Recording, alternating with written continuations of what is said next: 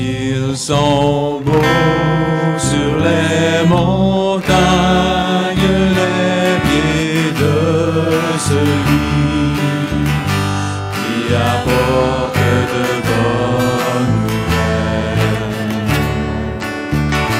de bonnes nouvelles, qui produit la paix de celui qui apporte de bonnes nouvelles. Mon Dieu règne, mon Dieu règne, mon Dieu règne,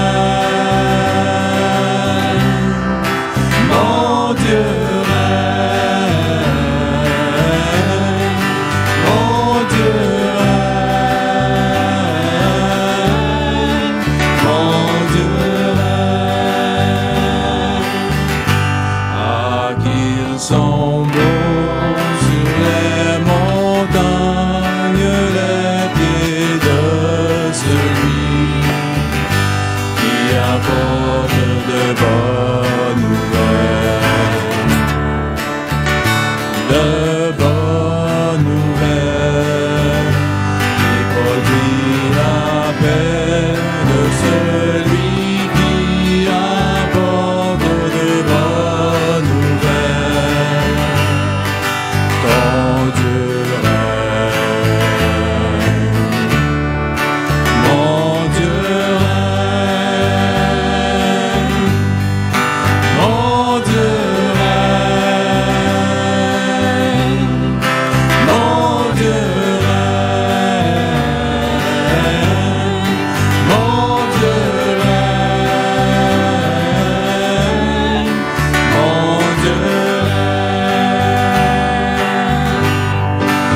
Dieu règne, mon Dieu règne, mon Dieu règne.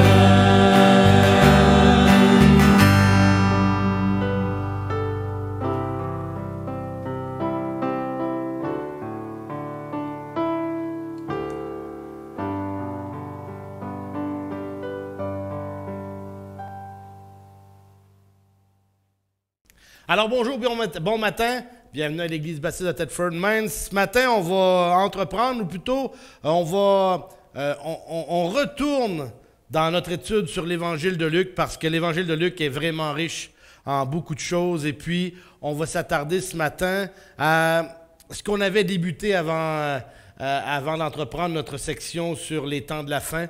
Alors, justement, et j'aimerais qu'on touche ce soir, justement, on va tourner dans Luc chapitre 6, les versets 27 et jusqu'au verset 36. On va en faire la lecture. Tout simplement, je veux qu'on regarde ce matin, encore une fois, la suite des caractéristiques du vrai disciple. Les caractéristiques du vrai disciple. Alors, on va tourner dans Luc 6, les versets 27 jusqu'au verset 36, et on va en faire la lecture à l'instant même. Alors, ça va comme suit. Mais je vous dis, à vous qui m'écoutez, aimez vos ennemis, faites du bien à ceux qui vous haïssent, bénissez ceux qui vous maudissent, priez pour ceux qui vous maltraitent. Si quelqu'un te frappe sur une joue, présente-lui aussi l'autre. Si quelqu'un prend ton manteau, ne l'empêche pas de prendre encore ta tunique. Donne à quiconque te demande et ne réclame pas ton bien à celui qui s'en empare. Ce que vous voulez que les autres fassent pour vous, faites-le de même pour eux. Si vous aimez ceux qui vous aiment, quel gré vous en saura-t-on? Les pécheurs aiment aussi ceux qui les aiment. Si vous faites du bien à ceux qui vous font du bien, quel gré vous en saura-t-on? Les pécheurs aussi agissent de même. Et si vous prêtez à ceux de qui vous espérez recevoir, quel gré vous en saura-t-on? Les pécheurs aussi prêtent aux pécheurs afin de recevoir la pareille. Mais aimez vos ennemis, faites du bien, prêtez sans rien espérer. Et votre récompense sera grande et vous serez fils du Très-Haut, car il est bon pour les ingrats et pour les méchants. Soyez donc miséricordieux, comme votre Père est miséricordieux. Prions. Père éternel, on est devant toi ce matin. Seigneur grand Dieu, on regarde une portion des Écritures, une portion merveilleuse. Et Seigneur, je te prie que tu puisses nous aider à bien saisir et à bien comprendre, Seigneur, la portion qu'on va regarder ce matin. Parce qu'on est en train de toucher au sermon sur la montagne. Seigneur, un sermon tellement connu à travers les chrétiens et qui est compris de différents angles, de différentes manières. Mais Seigneur, ce matin, j'aimerais qu'on puisse regarder en profondeur, mais surtout, Père, je te demande de toucher notre cœur avec ta parole. Parce que apprendre à te connaître, apprendre à t'aimer de plus en plus, c'est d'apprendre à connaître ta parole, à te connaître à travers ta parole. Alors, Seigneur, guide-nous ce matin, que tes mots soient dans ma bouche, que ce ne soit pas ma chair qui prêche, mais tes mots, que ce soit ton esprit plutôt. On t'aime, Père, et c'est au nom de ton Fils Jésus qu'on te le demande. Amen. Amen. Alors, ce matin, on va regarder les caractéristiques du vrai disciple.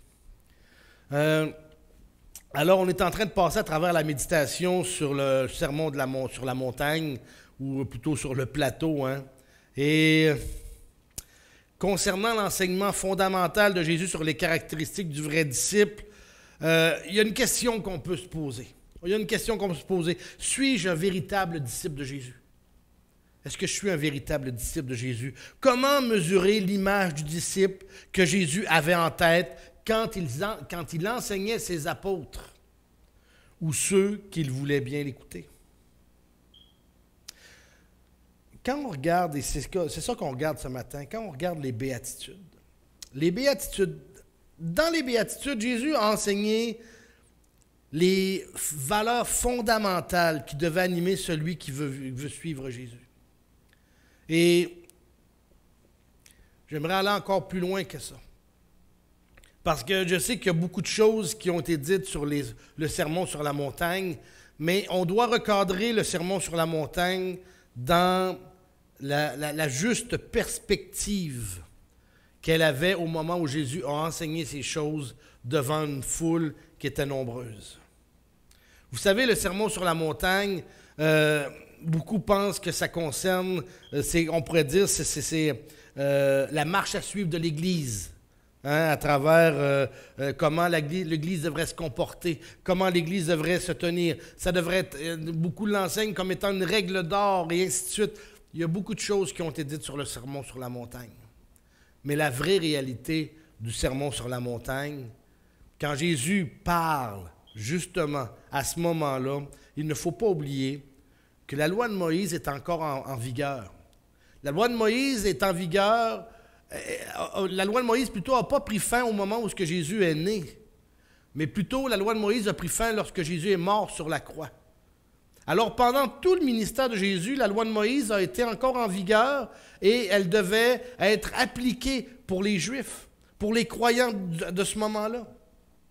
Et Jésus, dans le sermon sur la montagne, c'est l'explication par le Messie de la vraie justice de la loi de Moïse, par opposition à l'interprétation qu'en ont fait les pharisiens à ce moment-là. Vous savez, et on en a parlé de nombreuses fois, les pharisiens avaient tellement ajouté de lois sur les lois, par-dessus les lois et par-dessus les lois, qu'à un moment donné, c'était impraticable. C'était impraticable. Et les pharisiens avaient développé cette attitude-là du fait que eux, s'ils suivaient la loi extérieurement, ils étaient blindés. Alors que Jésus veut faire ressortir l'aspect intérieur de la loi, l'aspect intérieur de suivre la loi, de suivre Christ, ou plutôt de suivre Dieu à ce moment-là. Alors, c'est vraiment important à comprendre. C'est l'explication de la vraie justice de la loi de Moïse, le sermon sur la montagne, contrairement à l'interprétation qu'en avaient fait les pharisiens. Et la différence essentielle, c'est celle qui suit, c'est la suivante, c'est que Jésus présente la justice de Dieu telle qu'elle est demandée dans la loi de Moïse. Et cette loi demande plus qu'une conformité extérieure. Elle demande la justice intérieure autant que la justice extérieure. Alors, voyez-vous qu'est-ce qu'il y en a au niveau du sermon sur la montagne, combien c'est important à réaliser et à remettre dans son contexte et dans son cadre. Alors, quand on arrive ici dans Luc chapitre 6, les versets 26 à 36, ici, on est rendu au niveau de la loi sur l'amour. La loi sur l'amour. Et une des choses dans les exemples que Jésus va nous donner ici, qui est important, c'est que ça concerne justement l'amour du prochain et la haine de son ennemi. Et l'enseignement pharisaïque trouve son origine dans les psaumes. Quand Jésus enseigne les pharisiens avaient un concept tout autre par rapport à l'interprétation de la loi de Moïse sur l'amour. Dans le psaume 139, 21, il est dit ceci: « Éternel, n'aurais-je pas de la haine pour ceux qui te haïssent? » Certains pharisiens considéraient le terme « prochain » ne s'adressant qu'à un autre juif. Même que d'autres pharisiens excluaient les publicains et les sadducéens du terme « prochain ». Cependant, la définition du mot « prochain », selon la justice de la loi, c'est toute personne qui a un besoin et auquel il est possible de répondre. Voyez-vous que ça vient de changer la donne? Voyez-vous que ça vient de changer complètement l'angle dont les pharisiens avaient malheureusement tordu le sens?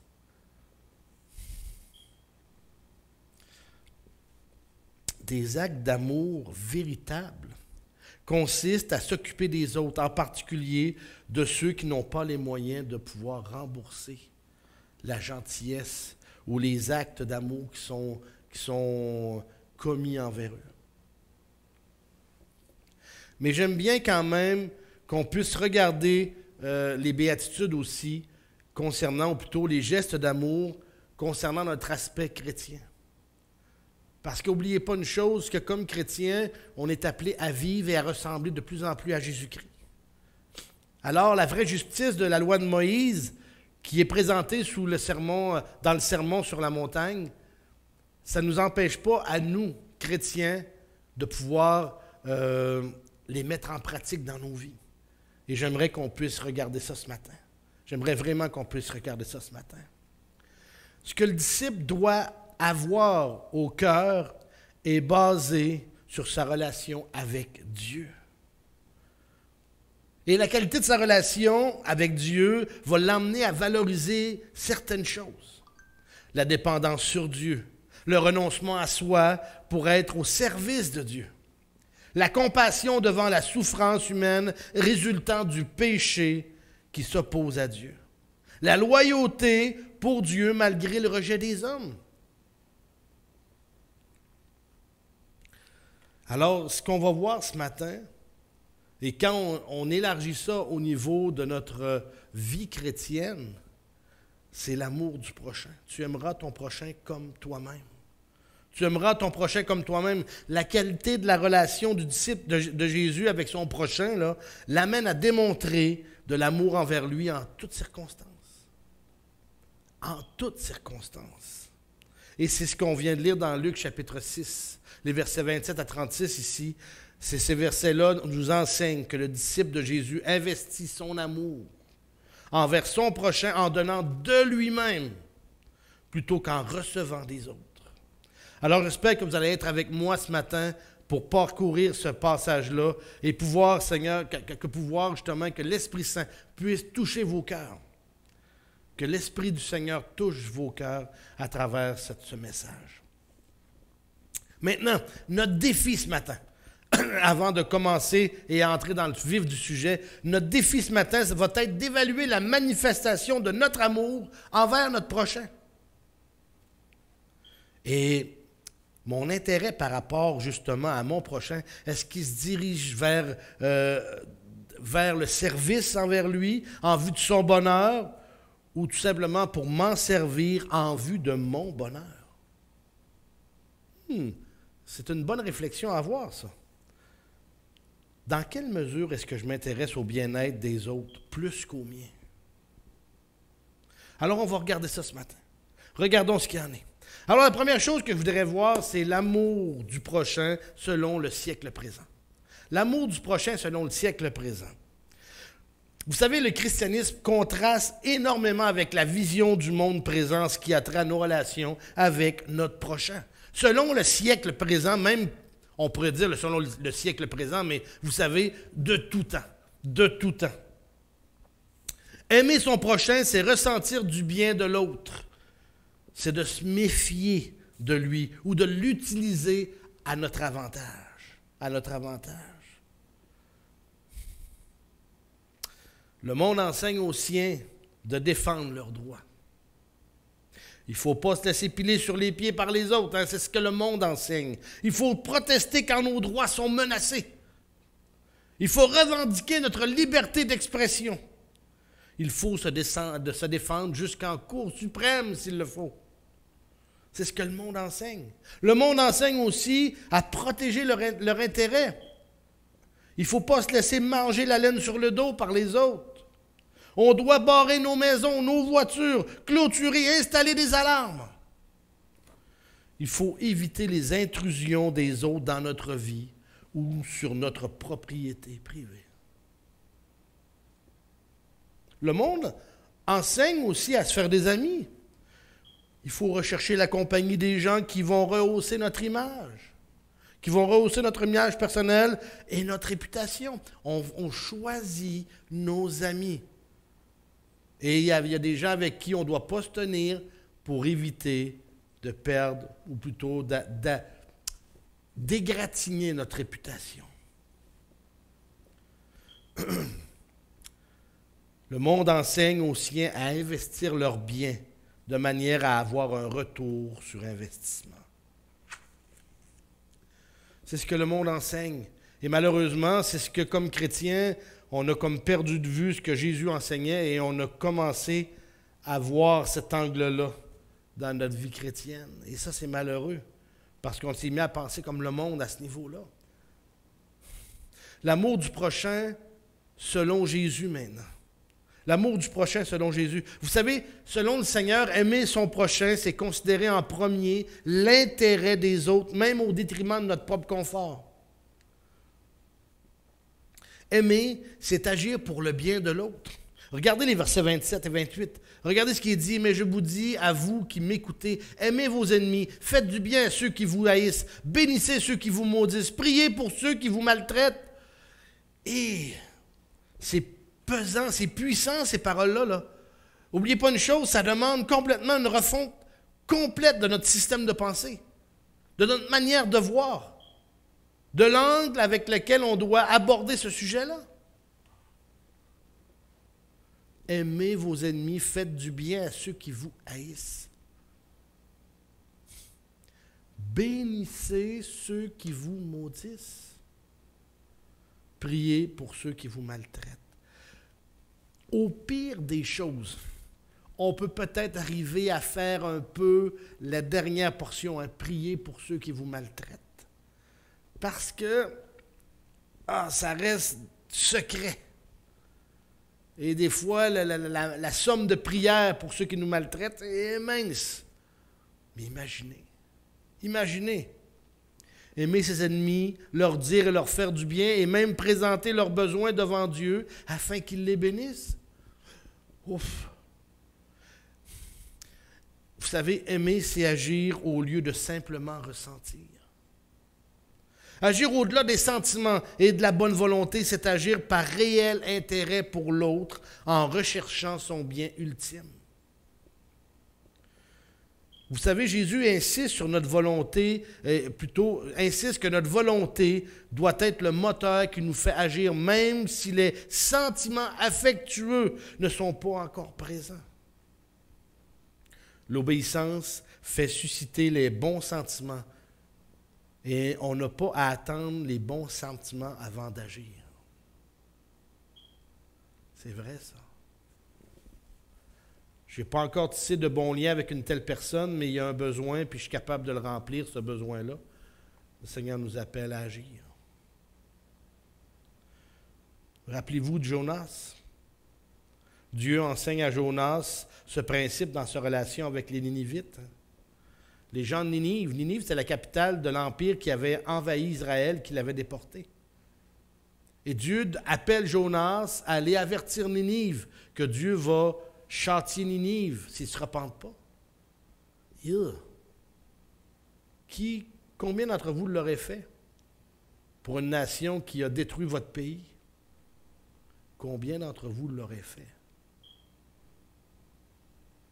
Étienne a pratiqué ce même principe-là en priant pour ceux qui étaient en train de le lapider.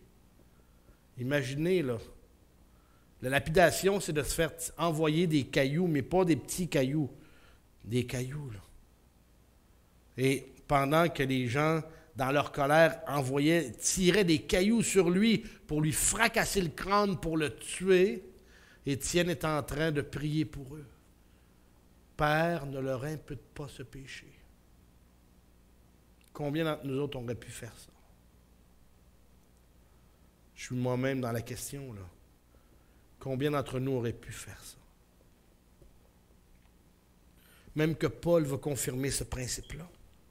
En Romains 12, regardez ce qui est dit. Bénissez ceux qui vous persécutent. Bénissez, ne maudissez pas. Si ton ennemi a faim, donne-lui à manger. S'il a soif, donne-lui à boire. Ne te laisse pas vaincre par le mal, mais surmonte le mal par le bien.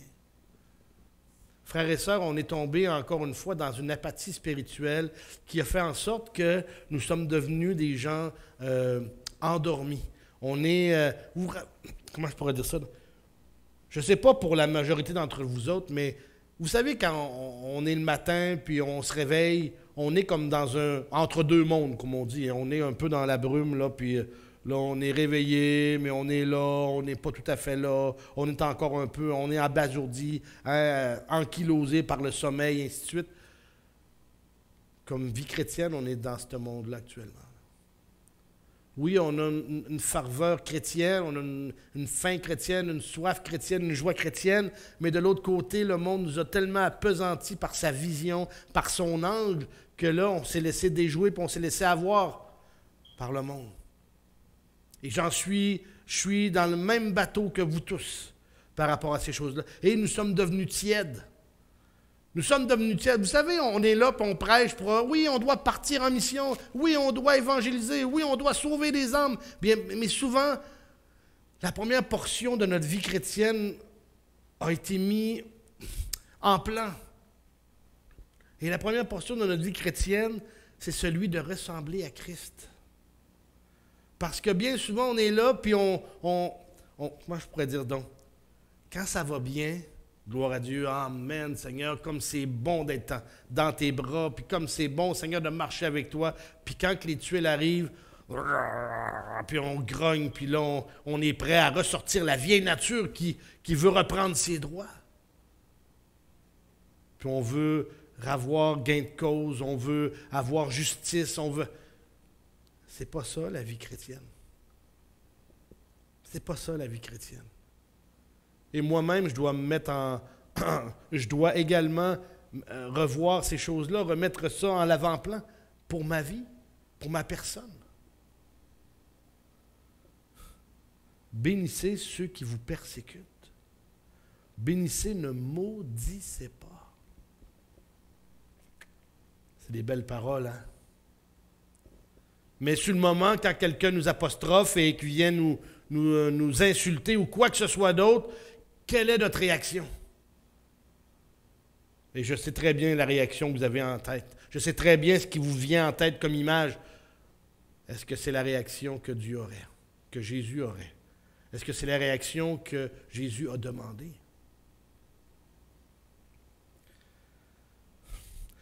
Aimer, c'est de ne pas résister au mal.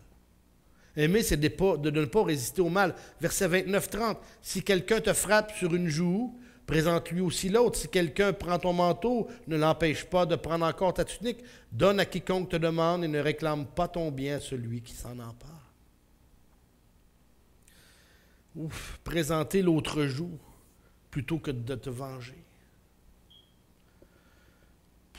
Probablement plus la notion de faire atteinte à ton honneur et te frappant d'insultes. Hein? Exemple, te cracher au visage ou donner une claque dans le visage ou ainsi de suite, plus que la notion de violence, bien que cette notion-là ne soit pas exclue. Combien de gens vont nous ridiculiser? Combien de gens vont nous envoyer une blague pour atteindre notre foi? Combien de gens vont nous ridiculiser par rapport à nos convictions? Est-ce qu'on devrait réagir? Est-ce qu'on devrait réagir pour justement peut-être chercher à gagner notre cause là-dessus? Ou plutôt se taire puis passer à autre chose? Quand l'ennemi rend le mal pour le bien, demeurez vulnérable. Acceptez l'insulte sans insulter. Comme Jésus qui a été injurié ne rendait point d'injure, qu'il est dit dans 1 Pierre 2, 23. Jésus, le roi des rois, pensez-vous pas qu'il aurait eu la puissance de faire avec ses ennemis, de simplement déclarer une parole, de dire « détruis-le ». Ça aurait été terminé. Cette personne-là, son ennemi aurait tombé en poussière. Il avait la capacité de le faire. Mais ce n'était pas sa mission. Comme nous, pendant que nous sommes sur cette terre jusqu'à l'enlèvement, ce n'est pas notre mission de tirer avantage de ce monde-là. De tirer avantage de ce monde qui est temporaire. Parce que notre gloire est cachée. Et elle sera révélée quand Christ révélera sa gloire. Nous serons révélés avec lui dans la gloire. C'est important à réaliser et à comprendre, frères et sœurs. Là. On est ankylosé parce que nos yeux sont centrés maintenant sur le monde actuel, sont centrés sur notre petite vie actuelle, une vie qui est temporaire, une vie qui est périssable, une vie qui est fragile. Alors que nous avons une vie puissante qui s'attend, que nous avons acquis au pied de la croix et qui est en devenir. C'est l'angle avec lequel on doit absolument voir le monde d'aujourd'hui. Notre vie est cachée en lui. Et quand Christ paraîtra, vous paraîtrez aussi. Amen. Amen. Laissez prendre la tunique. Laissez prendre ta tunique et ton bien sans crier au voleur. Aimer son prochain malgré ses mauvais comportements parce que l'amour ne dépend pas du mérite de l'autre. Oh, ça vient d'expliquer c'est quoi l'amour inconditionnel. L'amour ne dépend pas du mérite de l'autre. Je vais vous expliquer quelque chose comme parent. Quand votre enfant est venu au monde, est-ce qu'il avait pu faire quelque chose pour faire en sorte d'être aimé par vous? Est-ce qu'il a pu vous rendre service ou faire quelque chose d'autre qui a pu vous faire le faire aimer par vous? Non. Il n'a rien fait. Il a simplement commencé à pleurer. Et qu'est-ce qui s'est produit? Vous l'avez aimé tout de suite. Vous avez aimé tout de suite votre enfant d'une façon inconditionnelle.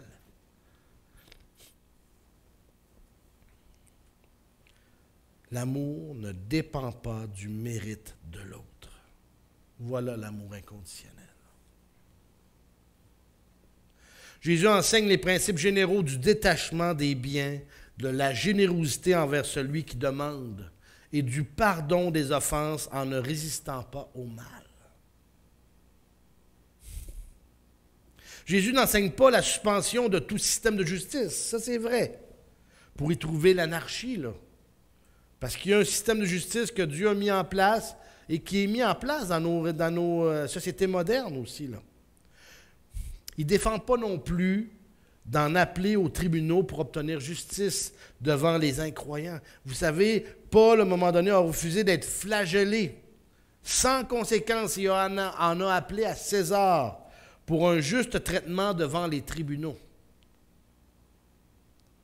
Paul a utilisé cet aspect-là de sa vie à un moment donné parce qu'il y avait quelque chose d'autre en vue, annoncer Christ. Ça dit dans Hébreux 10, 14, plutôt 10, 34, « Vous avez accepté avec joie l'enlèvement de vos biens, sachant que vous avez des biens meilleurs et qui durent toujours. » Les Hébreux, les Israélites, à un moment donné, ont été persécutés à une échelle épouvantable, les chrétiens de cette portion du monde, Et ils avaient été dépouillés de leurs biens, de leurs titres probablement, de leur prestige et de tout ce qui pouvait faire leur vie terrestre. Mais ils avaient gardé les yeux rivés sur Christ. Ils avaient gardé les yeux rivés sur le Seigneur. Et ça, c'est important à saisir.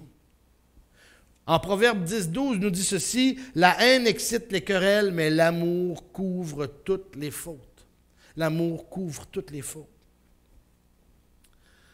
Vraiment, c'est cet aspect-là de la justice au niveau de qui est justement les caractéristiques du vrai chrétien, ça doit vraiment, vraiment, vraiment recouvrir notre vie, cet aspect-là. C'est important à réaliser. Maintenant, aimer, c'est servir l'autre. Regardez le verset 31. « Ce que vous voulez que les hommes fassent pour vous, faites-le de même pour eux. » Faites-le de même pour eux. Vous savez, le christianisme est connu pour sa règle présentée de manière positive. Hein? Ne sois pas simplement passif envers le bien-être de l'autre, mais prends soin de lui. Faites aux autres ce que tu aimerais qu'ils fassent pour toi. Et c'est drôle parce que avec le temps, d'autres avant et après ont cité ce principe-là d'une façon négative. C'est ça qui est étrange un peu. Hein? Ne fais pas aux autres ce que tu ne veux pas qu'ils te fassent. Vous savez, l'amour fait le premier pas vers l'autre. L'amour fait le premier pas vers l'autre. Aimer son prochain, c'est de le considérer comme mon égal. Comme mon égal et le traiter avec le même intérêt que je prends pour moi-même. C'est ça, aimer mon prochain. C'est cette façon-là qu'on doit absolument développer notre aspect, notre marche chrétienne. Vous savez, on est là, puis on se pose tout le temps la question, voyons comment ça, qu'est-ce qui a fait la puissance du christianisme à ses débuts? C'était que les gens le vivaient d'une façon complète, d'une façon profonde. Leur vie complète était chrétienne. Et là, ce n'était pas le fait aussi qu'on imposait aux autres notre conviction chrétienne. Non, non. C'est que pour nous-mêmes, pour eux-mêmes, chaque chrétien à ce moment-là avait pris la décision de suivre Christ de tout son cœur, de toute son âme. Aujourd'hui, on fait tellement attention de ne pas avoir d'étiquette qu'on est là, puis on craint de se faire étiqueter. « Ah, toi, tu es un zélé, hein? Ouais, je vois que tu suis la Bible à la lettre, puis que tu fais attention à toutes ces choses-là. Toi, tu es vraiment un fanatique, tu es un zélé. » Puis là, on ne veut tellement pas avoir cette étiquette-là qu'on se restreint, puis on essaie de ressembler de plus en plus au monde. Et ça, c'est malheureux. Parce qu'il y a des non-croyants qui avaient dit ça. De plus en plus, les chrétiens essaient de me faire voir qu'ils ne sont pas si différents de moi. Alors que ça devrait être le contraire. Que les chrétiens montrent, sans en faire un point d'orgueil, que justement, la vie avec Christ, c'est la vie la meilleure. Et qu'on ne veut pas ressembler au monde. Alors, c'est une raison pourquoi il faut vraiment s'attarder et réaliser c'est quoi notre marche avec le Seigneur. Continuons notre texte. Aimer, c'est ne s'attendre à rien de l'autre. Verset 32 maintenant. Si vous aimez ceux qui vous aiment, quel gré vous en saura-t-on? Les pécheurs aussi aiment ceux qui les aiment. Si vous faites du bien à ceux qui vous font du bien, quel gré vous en saura-t-on? Les pécheurs agissent aussi de même. Et si vous prêtez à ceux de qui vous espérez recevoir, quel gré vous en saura-t-on? Les pécheurs aussi prêtent aux pécheurs afin de recevoir l'appareil. Jésus va encore plus loin avec cet enseignement-là. Et il enseigne qu'aimer va plus loin que la réciprocité. Je te flatte, tu me flattes. Hein? Je te donne un coup de pouce, tu vas me donner un coup de pouce. L'amour réciproque peut simplement être une forme déguisée d'égoïsme. Ah, lui, je vais l'aider parce que je sais qu'à un moment donné, si j'ai besoin, il va venir m'aider. Ah non, non, pas lui. Lui, je ne l'aiderai pas parce que je ne serai jamais capable d'avoir un retour, puis si j'ai besoin, il ne sera pas là, lui. On pense de même? Oui, on pense tous comme ça.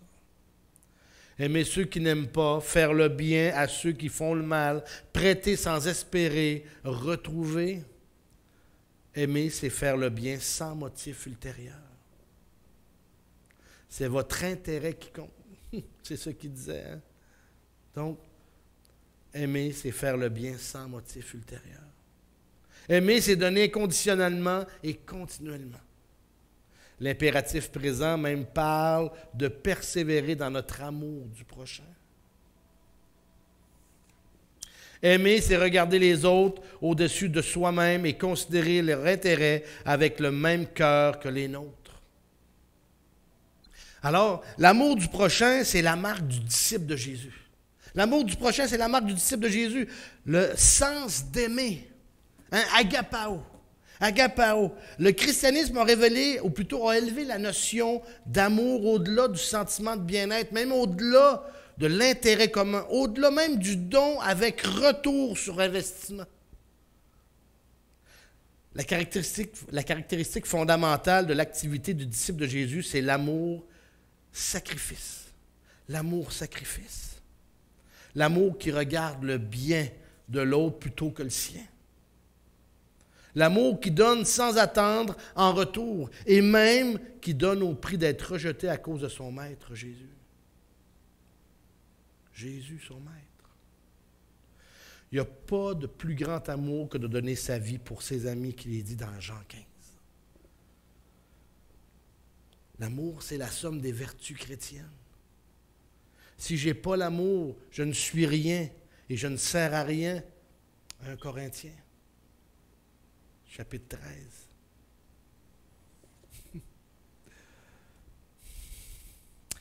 Vous savez, aimer donne des airs de famille avec notre Père céleste. Aimer donne des airs de famille avec notre Père céleste. Jésus, ou plutôt Dieu nous demande de ressembler à Christ. Ayons les mêmes sentiments que Christ. Ayons les mêmes. Vous savez, c'est vraiment important à réaliser. Jésus demande à ses disciples d'aimer, car aimer, c'est ressembler au Père. Et c'est le manifester. C'est de manifester le Père. S'il nous demande d'aimer nos ennemis, combien plus nos frères et nos sœurs dans la foi. Amen. Alors, si on est appelé à aimer nos ennemis, comme je viens de le dire, combien plus on ne devrait pas plus aimer nos frères et nos sœurs dans la foi? Amen. C'est à cet amour-là que tous reconnaîtront que nous sommes ses disciples. Jean 13 plutôt. L'Éternel est un Dieu compatissant, un Dieu miséricordieux, lent à la colère et riche en bonté. Jésus nous a aimés lorsque nous étions haïssables. N'oubliez pas ça. Dans Romains 5, il nous dit, lorsque nous étions encore des pécheurs, Christ est mort pour nous. Lorsque nous étions des ennemis, nous avons été réconciliés avec Dieu par la mort de son Fils. C'est fabuleux de réaliser cet aspect-là de notre vie. Aimer ne nous fait pas gagner notre ciel, mais manifeste notre lien familial avec le Père. À travers votre foi agissante par l'amour, vous manifestez être le Fils, plutôt être des fils du Très-Haut. Aimer notre prochain ne passe pas inaperçu aux yeux de notre Père céleste en passant. Notre prochain peut ne pas apprécier, même rejeter l'amour manifesté par les chrétiens, mais rien ne passe inaperçu aux yeux de notre Père céleste. Le commandement d'aimer et d'être miséricordieux a une grande rémunération dans le ciel en passant. Il nous est dit dans 2 Corinthiens 4, versets 17 et 18, regardez ce qui est dit. Nos légères afflictions du moment présent produisent pour nous, au-delà de toute mesure, un poids éternel de gloire, parce que nous regardons non aux choses visibles, mais à celles invisibles, car les choses visibles sont passagères et les invisibles sont éternelles. Les choses visibles sont passagères, les choses invisibles sont éternelles. Matthieu 6, ton Père qui voit dans le secret te le rendra. Alors, c'est quoi mon défi ce matin? C'est quoi mon défi ce matin? Frères et sœurs, notre défi de ce matin, c'est de reconnaître notre manque d'amour, tel que Jésus nous le décrit, nous le demande. reconnaître notre manque d'amour. Et vous savez, quand j'ai étudié ce message-là, j'ai réalisé moi-même que j'avais encore beaucoup de croûtes à manger pour ressembler à Christ. On aura toujours des croûtes à manger pour ressembler à Christ en passant. On se doit de confesser. Après avoir reconnu, on se doit de confesser notre égoïsme et chercher d'abord, plutôt à chercher d'abord mes intérêts. Vous savez, Jean le Baptiste avait dit, il faut qu'il croisse et que je diminue. Ça aurait été facile pour Jean de vouloir se contester et dire non, j'ai acquis une certaine popularité, là. J'ai une gang, j'ai un groupe de gens qui me suivent, là, puis les gens parlent de moi, puis il aurait pu penser comme ça, Jean le Baptiste. Mais ce n'est pas du tout de cette façon-là qu'il a pensé. Et c'est la phrase que je vous ai dit, le verset, il faut qu'il croisse et que je diminue. Est-ce que c'est notre réaction naturelle? Non. Notre réaction naturelle, c'est de prendre les devants, prendre le dessus, être en avant. Mais notre réaction spirituelle, de nouvelle nature, devrait être de celle que Jean le Baptiste disait, il faut qu'il croisse et que je diminue. Après avoir reconnu, après avoir confessé, on devrait demander à Jésus de répandre son amour dans nos cœurs par l'Esprit qu'il nous a donné. Romains 5,5.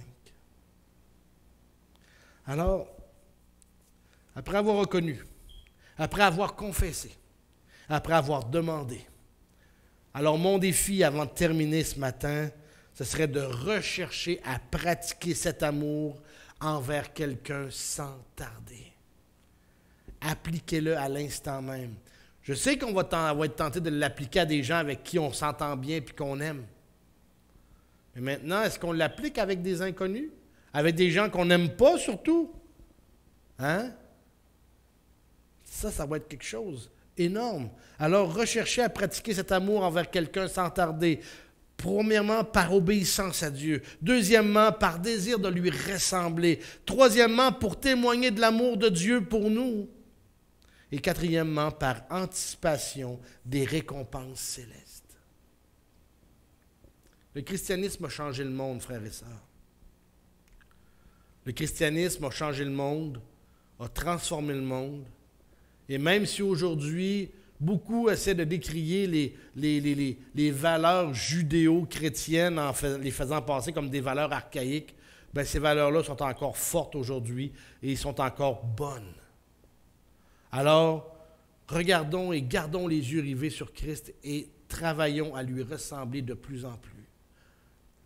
Pas travailler à notre salut dans le sens qu'on a besoin de faire des œuvres pour être sauvé. Ça a été réglé au pied de la croix. Si vous avez été au pied de la croix et demandé pardon à Christ pour vos péchés et vous l'avez reçu comme Seigneur et Sauveur, ça c'est réglé une fois pour toutes. Mais maintenant, on doit travailler à lui ressembler. Ce n'est pas un travail de tout repos, frère et sœurs, je le comprends très bien. Mais ce travail-là, ou plutôt cette marche-là, l'Esprit Saint vous donnera la puissance, la force de pouvoir le vivre et l'appliquer dans chacune de vos vies. Amen. Prions. Père éternel, on est devant toi ce matin. Seigneur, ce matin, on a recommencé, on a regardé, Seigneur, ces valeurs-là, ces caractéristiques-là du vrai chrétien. Je te prie que tu puisses, Père, nous aider à les former dans nos vies, nous aider à les mettre en pratique dans nos vies. Seigneur, on veut te dire qu'on t'aime. Et on te demande, Seigneur, de nous aider et de nous aider à te ressembler chaque jour un peu plus. Au nom de ton Fils Jésus qu'on te le demande. Amen. Amen. Que Dieu vous bénisse. Bon retour à la maison. Bonne semaine.